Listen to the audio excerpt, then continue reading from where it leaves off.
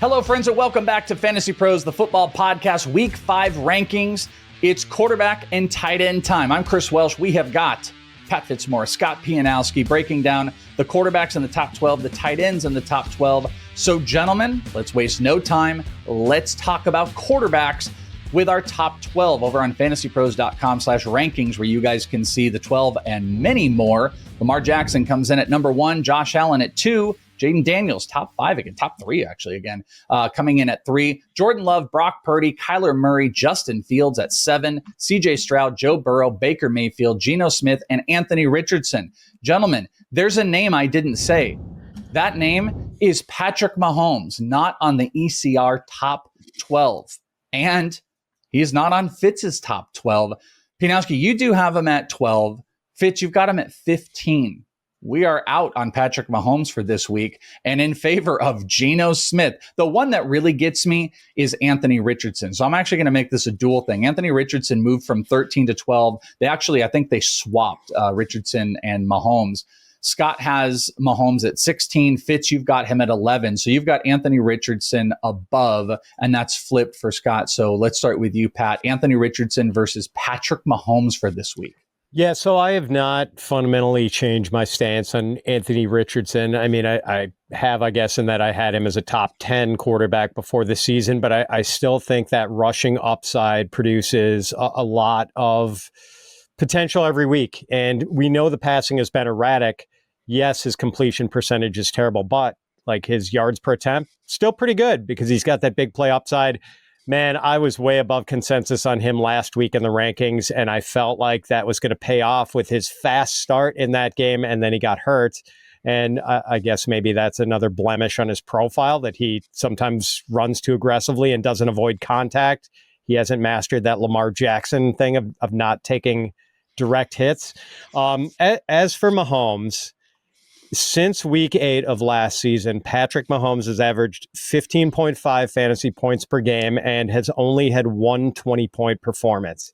He has been a quarterback too, and now with the Rashee Rice injury, his weaponry has been greatly diminished. He lost Hollywood Brown early in the season.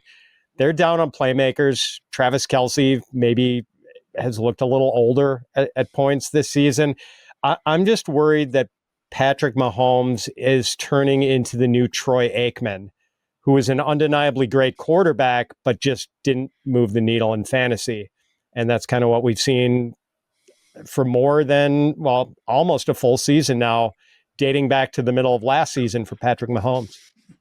Scott, this is an ugly situation, not just for Patrick Mahomes, but that Anthony Richardson is above Patrick Mahomes with how he's played. Maybe not crazy if you would have talked about preseason value. So same thing. I am lumping two players in together for your opportunity to talk about it. You are flipped on this situation. You do have Mahomes at 12 above Anthony Richardson. That's how I'm going to play on it because I'm pretty anti Anthony Richardson until like we really see a full game of him being back. And we did not even get that last week. Joe Flacco made those options look better, but barely both of these guys as QB1s.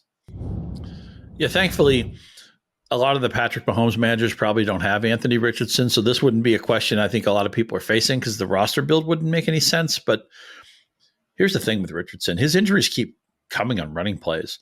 He gets dinged up last week, sits out a snap, comes back in, they call an RPO, he takes an awkward hit, he leaves the game again. When he comes back, are they reluctant to call those RPOs? Are they encouraging Richardson maybe to play a little more carefully? And we know, his completion percentage is at a rate that we don't see in the NFL right now. I know he hits some big plays. The highlight tape of Anthony Richardson, the sizzle reel is always going to be fun, but we need some consistency. We need to move the chains more regularly. They're not doing that in Indianapolis. Who thought that we'd all be pining for Joe Flacco to play so he could save the receivers? Although Pittman did have a couple of early catches in the game last week. So I'm with you, Welsh. I need to see that, prove it game from Richardson. And if I'm a week late in that cadence, I can live with it.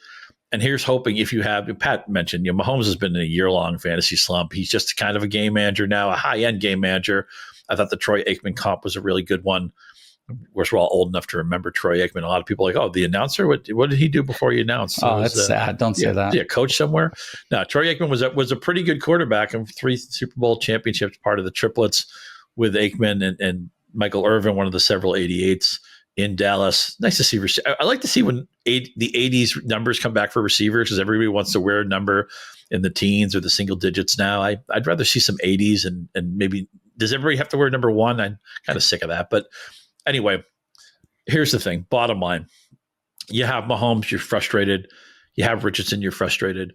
I give you permission to start whoever, the shiny quarterback 2 that you drafted that kind of is working out. That might be Geno Smith. That might be Sam Darnold.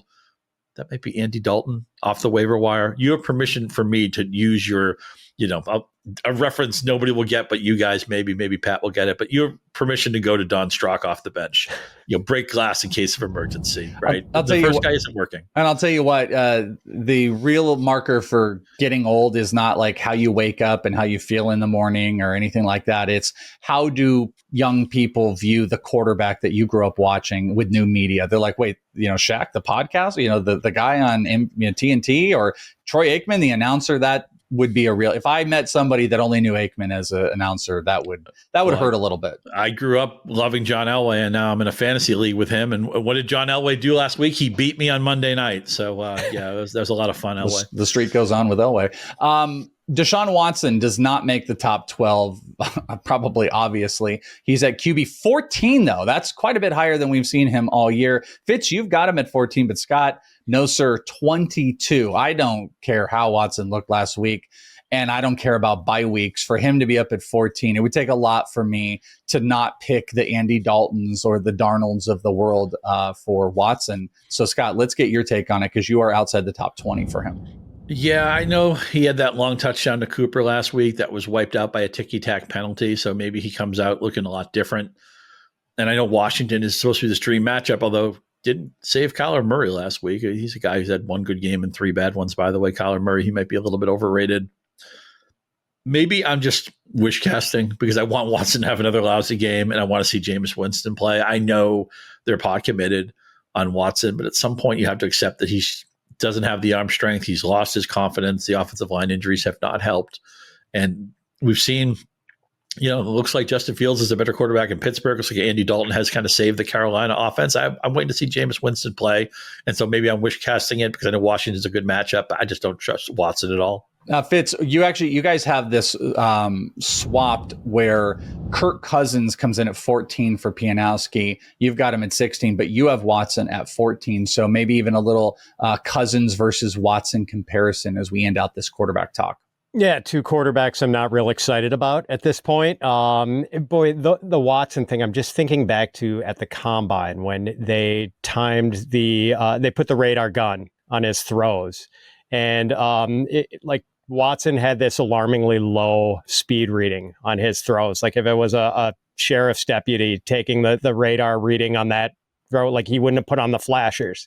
It was a really low reading. And maybe now that Watson has had the shoulder issues, like the velocity is just barely, or maybe like sub NFL starter caliber. So like there are issues here for sure. And I want to, the matchup is propping him up in my rankings without question, but maybe that's the bad take on it. The other thing is that like the Washington offense is potent now, and maybe that forces the Browns to throw to keep up. So it's more about the spot than the quarterback, but maybe I'm thinking Scott probably has the right ranking here, and I'm being overly sunny putting him as a high-end quarterback too. As for Cousins, I mean, he's adequate. Like that's it. I feel like the Michael Penix switch is going to come sooner rather than later in Atlanta. The Buccaneers have given up the 6th most fantasy points to quarterback, so I guess this is a good matchup for Cousins on Thursday night. But man, I'm never excited about starting Kirk Cousins. I feel like he's been kind of overrated throughout his career. Yeah, I've done a lot of Cousins bashing on these shows over the years, so I don't need to do any more. Well, we're probably not going to be done because we're going to go talk about tight ends. There'll be some, we can tie those in here. And Scott, we'll let you tie in Cousins with Kyle Pitts in just a second here. So let's talk about the tight end rankings. Our top 12 for this week, we've got Travis Kelce in at number 1. We've got George Kittle at 2, Brock Bowers at 3. That feels relatively chalky. Then things are going to open up. Jake Ferguson comes in at ECR 4, followed by Trey McBride, Dalton Kincaid, Tucker Kraft. We've got Pat Freiermuth, Kyle Pitts at 9, Cole Kmet, Evan Ingram, and David Njoku. So let me just transition right into there for the tight ends and talk about Kyle Pitts. He is ECR 9, moved up from 10 to 9. And Fitz, you've got him at 8, but Scott, 15. You said you wanted to trade your Kyle Pitts for Tucker Kraft. We have been talking down about how this is in general. So if you'd like to tie Kirk Cousins into this, you're welcome to, Scott, but you are out on Kyle Pitts. Yeah, I'm out on Kyle Pitts. At what point does a couple disappointing seasons just become a player you can't trust in fantasy? I'm still waiting for you, Welsh, to accept my Kyle Pitts for Tucker Kraft universal trade in every league. About it. Even in leagues that we don't play in together. As soon as you tell me why this will be better for my team, you type it all out, why this will be good for me and not you, I'll consider it. Well, wasn't Kyle Pitts drafted higher than any tight end ever? Didn't he go over 1,000 yards as a rookie tight end, which apparently Mike Ditka did before we were all born? But Mike Ditka was a tight end. Mike Ditka was a football player. Mike Ditka was a head coach. 85 Bears. Anybody? This offense looks broken, man. And even when they fix it, it's going to be about Bijan. It's going to be about London. It's going to be about maybe Darnell Mooney. Kyle Pitts might be the 4th option in this offense. It's okay to just say I don't trust a player. I don't trust an infrastructure. We're in October now. It's time to give up on what you thought in the summer and play to what the hand we actually have. Right? We've seen the flop. It's time to play the turn. And I'm folding this hand, man. Pat, you're not out on Kyle Pitts yet, though. You've got him at 8.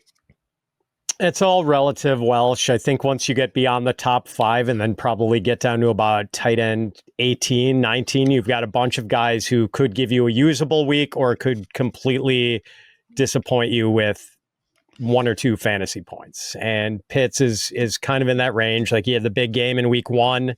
He had a 50-yard catch, I want to say, in week 3, but like there's just been really sporadic production. And I just happen to have Pitts ranked near the top of that group that's ranges all the way down to the Tyler Conklins and Hunter Henrys and Mike Gesicki's. So I don't think Kyle Pitts is ever going to materialize into the player we hoped he'd be.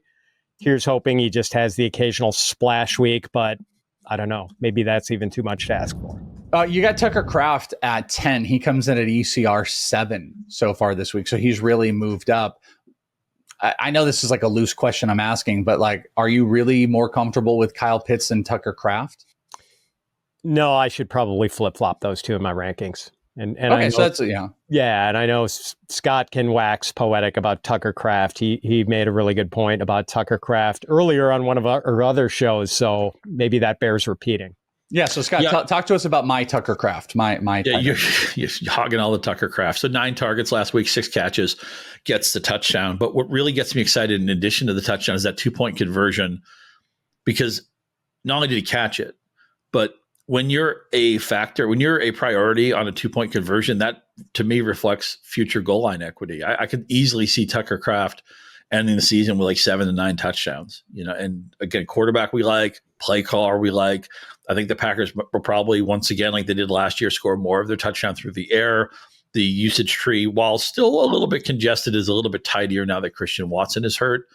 I'm playing Tucker Kraft anywhere I can. Now, unfortunately, I didn't get him in a lot of seasonal because people like Welsh are hogging the Kraft, and I didn't bid aggressively enough in maybe a fab league here or there. So I'm going to have to dial him up in the prop market or the DFS market, but I'm happy to do that, and certainly against the Rams defense that has holes all over. Well, one of the thank God situations here is because those leagues I have Tucker Kraft. Unfortunately, I also had Mark Andrews, so that's the only saving grace here. So we're going to finish off tight ends with our weekly where in the world is Mark Andrews? And the answer would be lower than you could have possibly imagined. Mark Andrews, the only answer to would I start Kyle Pitts over would be Mark Andrews at this point. Scott, you've got Andrews at 22. Fitch, you've got him at 14. He's not a starter. I will not start him. And I literally have him in way too many spots to have an over 500 record in fantasy right now. And Mark Andrews is just simply not startable until it's proven otherwise. And you'll have to live with yourself if those fantasy points are on the bench because he's putting up donuts left and right, Scott. Yeah, donuts, bagels. I mean, he's great at breakfast, but not so much fun when lunchtime runs around. He's the number 2 tight end on a team that doesn't want to throw the ball. End of story. He's at an age trajectory where some attrition would be expected. He had a controversial surgery in the offseason. He's a diabetic. You know, I like Mark Andrews. The peak of Mark Andrews was fun. He came into the league as a hybrid wide receiver. You know, we had some good times, but I think it's over for Mark Andrews, and the Ravens don't seem interested in prioritizing him. They don't need to. They have a couple of really good options running the ball. They've made something out of their second running back, Justice Hill, which I didn't see that coming, but he's apparently a mouth to feed now. Zay Flowers is their best downfield option, and likely he's just more dynamic than Andrews. You have my permission to cut Andrews, and if you never make a cut that you come back to regret, you're playing far too conservatively. But I don't even see the ceiling anymore. To me, Andrews is just a non-fantasy factor. Now, Pat, John Harbaugh said Andrew's going to have a game. He's going to have like some big catch games, and it's like maybe in practice, but they're just not happening in the real actual games here. So, you know, maybe you're like a tiny bit more optimistic, but like, do you think there is any light at the end of the tunnel where he's just not even easily cuttable? Yeah, I mean, let me play devil's advocate for a second, maybe Angels advocate. What happens if Harbaugh is right and Andrews does have a game in week 5 against the Bengals? What happens if he goes for 785 and a touchdown? Is he entirely back in the good graces of both of you if that happens? Does he go back to maybe not the same tight end 3 weekly rankings that we were used to with Mark Andrews, but is he at least back in your top 10? He's probably at 12. Like I actually hold to Scott what he said earlier, that the team just doesn't want to throw the ball, and they don't need to when you have Lamar and Derrick Henry. So yeah, if you had that big game, I'd be like, okay, we can do fringy. Like I'll start him over Komet and I'll start him over Freiermuth. But Tucker Kraft has now moved up into that spot. Like I think enough tight ends have moved up that I think it would be almost near impossible to get inside the top 10 unless he rattled off 3 straight weeks of passing. Scott, do you feel any different? No, I think that's the way, the angle, the tack that we take here. And again, you know, they're a knuckleball team, right? We talk about why does Baltimore always go to the NFC and win? Because teams don't see them, and they're just a unique offense with their speed, with their design, how they choose to distribute the ball. And that also has to be something we consider when we try to figure out their fantasy puzzle, that nobody else has an offense that's remotely close to what the Ravens do.